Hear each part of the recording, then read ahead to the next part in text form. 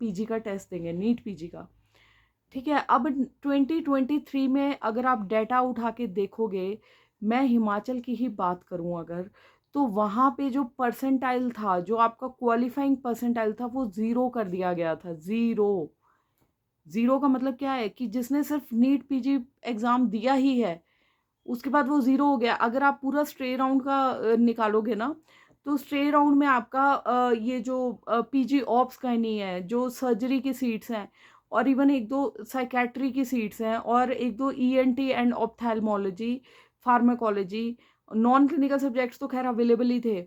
ये सारे आपको स्ट्रे राउंड में अवेलेबल थे। जिस बंदे के 0 परसेंटाइल पे 0 मार्क्स थे जिसके यार, तो आपको ये सारी सीटें अवेलेबल थी। आप एमरू की साइट पे जाइए, 2023 का रिजल्ट निकालिए नीट पीजी का, उसमें देखिए आप, नोटिफिकेशन आई थी स्पेशल। ठीक है, तो आप खुद सोचो ना यार, जिसका नंबर 0 भी है, उसने उसको भी सीट मिल रही है, और एक तरफ डायरेक्ट कैंडिडेट है जिसके पास कोई जॉब नहीं है, वो फाइट करे जा रहा है उसी सीट के लिए। और ये मैं गवर्नमेंट सीट की बात कर रही हूँ। अगर कोई बंदा जिसको 5 ईयर्स हो गए हैं, या फिर जिसको 10 ईयर्स हो गए हैं गवर्नमेंट सर्विस में, तो वो उस इंक्रीज सैलरी पे एज स्पॉन्सर्ड कैंडिडेट जाएगा पीजी करने। स्पॉन्सर्ड कैंडिडेट क्या होता है? स्पॉन्सर्ड कैंडिडेट होता है कि जिसको, जो मतलब सर्विस कर रहा है किसी भी स्टेट गवर्नमेंट में, सेंट्रल सर्विसेज में, तो उसको एक स्पॉन्सरशिप का कोटा मिलता है। मतलब वो अपनी सैलरी जो है उसकी, वो स्पॉन्सर कर रही है उसकी स्टेट गवर्नमेंट या सेंट्रल गवर्नमेंट, उसी सैलरी पे वो पीजी करने जाएगा। तो पीजी जिस कॉलेज से करेगा वहाँ से उसको कोई इंसेंटिव नहीं मिलेगा, बट उसको इंक्रीज सैलरी मिलेगी। आपकी इंक्रीमेंट्स भी इंक्रीज होंगी, मतलब वो सैलरी पीजी के सेकेंड ईयर में इंक्रीज हो जाएगी because of the increments, third year में फिर से इंक्रीज हो जाएगी। ठीक है। तो 10 साल के बाद, रेगुलर सर्विस देने के बाद, कोई एमओ जिसकी सैलरी अभी देखिए 1.5 लाख से 2 लाख के बीच में होगी, तो वो बंदा पीजी करने जाएगा, उसको सारा बेनिफिट मिल रहा है। प्लस क्या है, साथ में एक बॉन्ड साइन करना पड़ रहा है कि अगर कोई पीजी कैंडिडेट अपनी सर्विस छोड़ देता है, ठीक है, इसकी कंडीशन रहती है स्पॉन्सरशिप की एक, कि आपको सर्व करना पड़ेगा अपनी स्टेट में या सेंट्रल गवर्नमेंट में। अगर आप उस सीट को छोड़ देते हैं, ठीक है, अगर आप उस सीट को छोड़ देते हैं, तो आपको डेफिनेटिव पीरियड ऑफ मनी, जिसको बॉन्ड मनी कहा जाता है, वो देनी पड़ेगी। पहले ये 50 लाख रुपए थी, बीच में इवन 90 लाख रुपए भी की गई। तो जो अभी लेटेस्ट चल रहा है, तो that is 40 lakh rupees after, जो इन सर्विस कैंडिडेट हैं उसके आई थिंक 50 से 60 लाख से, शायद बीच में 90 लाख हो गई थी। आई एम नॉट श्योर, या आप प्लीज़, जो न्यू गाइडलाइंस आती है ना, चेंज होती रहती हैं। और जो अभी पीजी भी करने जा रहा है नॉर्मल डायरेक्ट कैंडिडेट, उसको भी 2 साल की रूरल सर्विस देनी है। ठीक है, अगर आप वहाँ से पीजी करने जा रहे हो स्पॉन्सरशिप के थ्रू, तो आपने एक बॉन्ड भरना है, या फिर आपको 5 ईयर्स की रेगुलर सर्विस देनी है। तो ये सर्विस पीरियड अभी जो हिमाचल में चल रहा है, दैट इज़ 3 ईयर्स। ठीक है, तो सर्विस में अगर आपने करना है, ये इंक्रीज भी हो सकता है, डिक्रीज भी हो सकता है, डिपेंडिंग ऑन एनी सिनेरियो। ठीक है, तो बेसिकली क्या है, स्पॉन्सरशिप की, आपने पीजी करने चले गए, आप पीजी करने के बाद वापस आते हो, तो ये दो दो ऑप्शंस हैं। या तो आप अपनी मतलब जहाँ पे आप गवर्नमेंट में, स्टेट या सेंट्रल की गवर्नमेंट में आप काम करें, या तो वहाँ सर्व करो 3 ईयर्स। नहीं सर्व करना, अगर छोड़ना है सीट को, तो आपको बॉन्ड मनी देनी है एंड यू कैन क्विट। तो ऐसा देखा गया है, मैंने देखा है। मेरे ही बैच के जिनके साथ हम पढ़ते थे +1 +2 में, वैसे एक डॉक्टर साहब थे, उन्होंने पीजी ऑप्स गायनी में करा था, and after he got his, सबसे पहले उन्होंने क्या करा, देखो स्टार्टिंग से बता देती हूँ, कुछ कन्फ्यूजन रहता है अदरवाइज। सबसे पहले उन्होंने एमबीबीएस के बाद सर्विस ज्वाइन कर ली। ठीक है, सर्विस ज्वाइन करने के बाद 3-4 ईयर्स के बाद उनका नंबर आ जाता है, पीजी ऑप्स गायनी मिल जाती है। पीजी ऑप्स गायनी 3 साल करने के, उसके बाद आगे अपना मैंडेटरी पीरियड 3 साल का उन्होंने सर्व कर लिया, कि हाँ भाई मैंने सर्व कर दिया अपनी स्टेट गवर्नमेंट, उसके बाद गवर्नमेंट सर्विस छोड़ दी।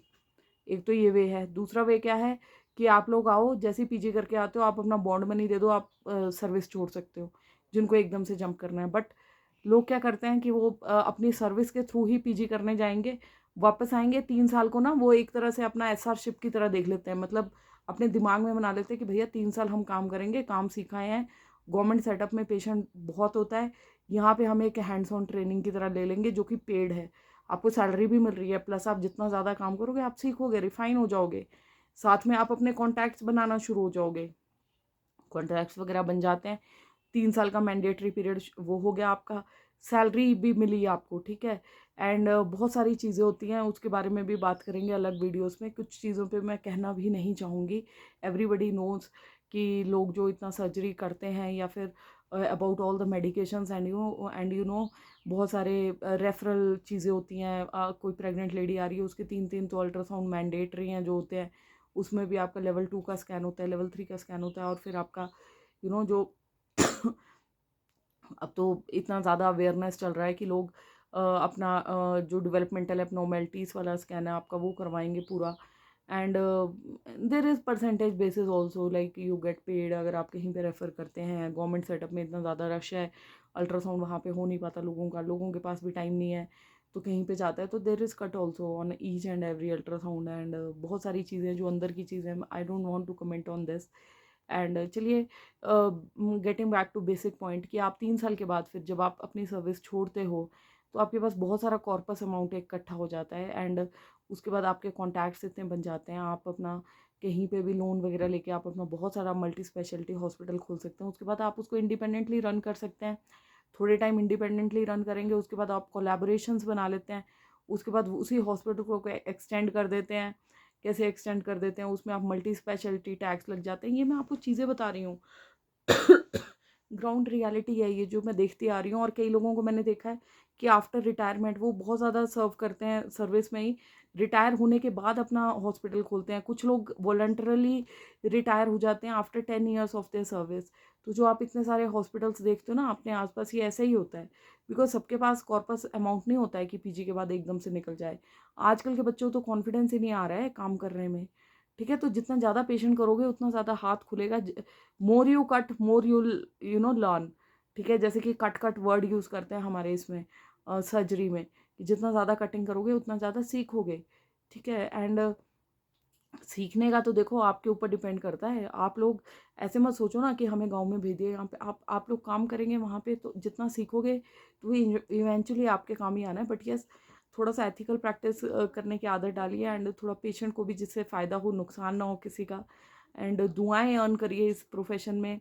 आप बहुत ही अच्छा काम करें, और ताकि एक पेशेंट आपके पास ट्रीट होके जाएगा तो वो 10 और पेशेंट्स भेजेगा आपके पास, ठीक है।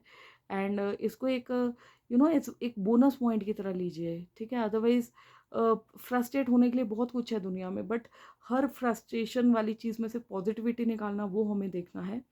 तो ये बस वही मैं आपको एक चीज़ बताना चाहती थी इस वीडियो के through. Because possibilities are endless, and stop comparing yourself to others. Everybody's journey is different. And जैसे हमेशा मैं बोलती भी हूँ कि कईयों को सक्सेस देखिए 30 साल में मिल जाती है। अब क्रिप करना है किसी को तो वो क्रिप करता रहे, कि यार एकदम से हमें तो बेनिफिट है कि हम पीजी करें, पीजी के बाद सुपर करें, उसके बाद एकदम से अपना हॉस्पिटल खोलो और 5 से 10 लाख रुपए कमा लो।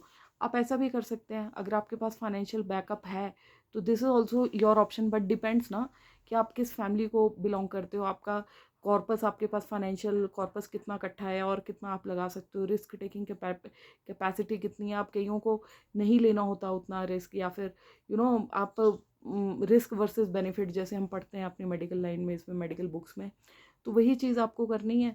आपको देखना है आपके लिए क्या बेस्ट सूट कर रहा है, गवर्नमेंट सर्विस सूट कर रही है या फिर प्राइवेट प्रैक्टिस में आपको डायरेक्ट जंप करना है। तो this is just one scenario I have put in, and many people may agree and many may disagree. So I am just providing guidance to my juniors, to young people, to parents जिनको इतना ज़्यादा knowledge नहीं होता है medical field का। And बाकी बस एक मेरी रिक्वेस्ट है आप सबसे, डॉक्टर से, because you young people, you are the future. आप लोग जो भी काम करें एथिकल तरीके से करें। एथिकल तरीके से काम करोगे ना, ट्रस्ट में कि हाँ, जिस हिसाब से हमारे मेडिकल प्रोफेशन में डिग्रेडेशन आ रही है, या फिर हम जो चीज़ें देख रहे हैं, एथिकल तरीके से काम करने की कोशिश करो। पेशेंट को पेशेंट की तरह ट्रीट करो। मनी मेकिंग है इस प्रोफेशन में, व्हाई नॉट, इसमें आपको अर्न करके देगा, ठीक है। बट वही बात है कि थोड़ा सा आप टाइम रखो, धैर्य रखो, एकदम से मनी के पीछे मत भागो, पहले गुड काम करो एंड उसके बाद पैसा आएगा।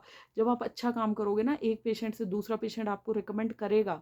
तो ऐसी बात नहीं है। बाकी ये ज़रूर है कि हर किसी का मतलब मंजिलें डिफरेंट हो सकती हैं, रास्ते अलग हो सकते हैं, एंड टाइम फ्रेम भी अलग हो सकता है, कब किसी को लाइफ में क्या मिलता है। So this depends on a number of factors. So you have to be very vigilant, you have to be very calculative, doing all these calculations, and बाकियों के साथ compare नहीं करना होता है. And जिसको negative comments करने हैं आप कर सकते हैं. And बाकी जिसको अच्छा लगता है, do like, subscribe and share, so that I also feel motivated to bring more such videos for you people. And बाकी भगवान सबका भला करे. हर हर महादेव. जय श्री राम. गुड लक बच्चों.